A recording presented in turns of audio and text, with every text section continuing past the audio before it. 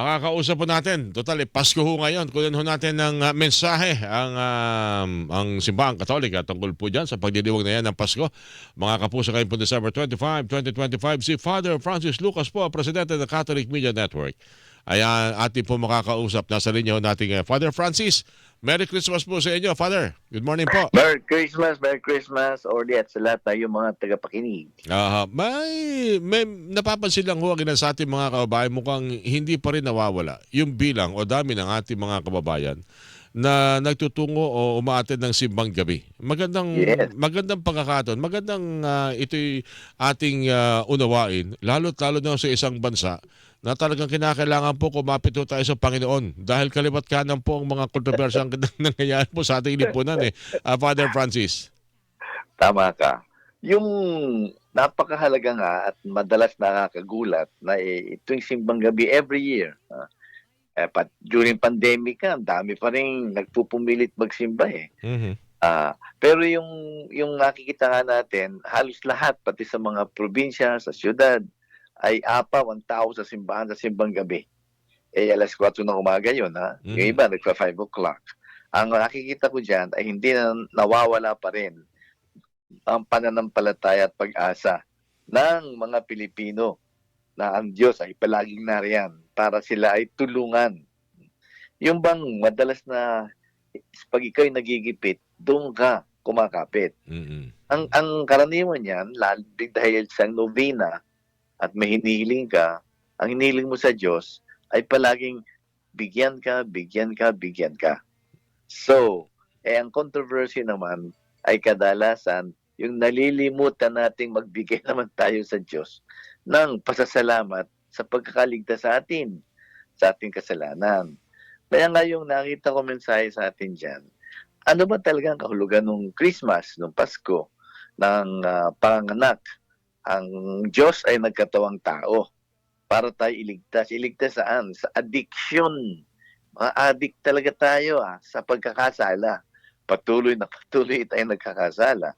Marami nga nagtatanong, hindi ba yung mga korap na yan? Di ba mga Kristiyano rin yan? Mm-hmm. Totoo naman.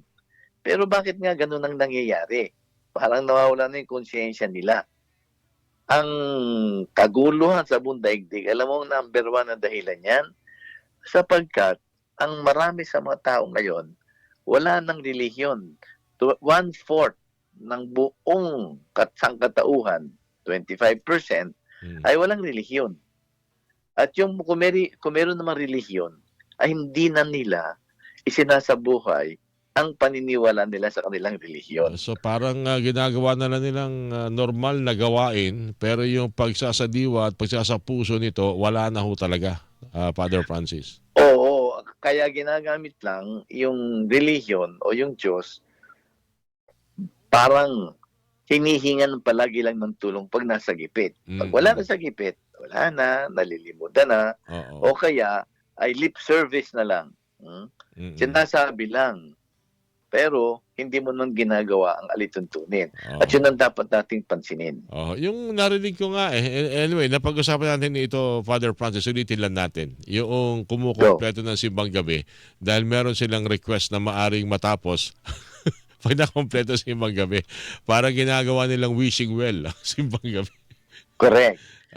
Walang talagang masama doon. Pero yung pagpupunyagi mo sa pagpapairal ng alituntunin na ibinigay ni Kristo at ang tunay na kahulugan ng kanyang pagiging tao ay yung conversion. Ang sabi ko nga, ang pinakamagandang revolusyon, at ito may nagsabi ng isang dalubhasang obispo, ay sabi niya, ay revolution of the heart. Pag nabago mo ang puso mo, mababago lahat. Kaso nga, kung turo ka ng turo sa mga pagkakamali ng iba, ikaw may kasama doon. Paano na magkakaiga yan? Nagiging sistema nga ng evil o kaya pagkaalipin sa pagkakasala.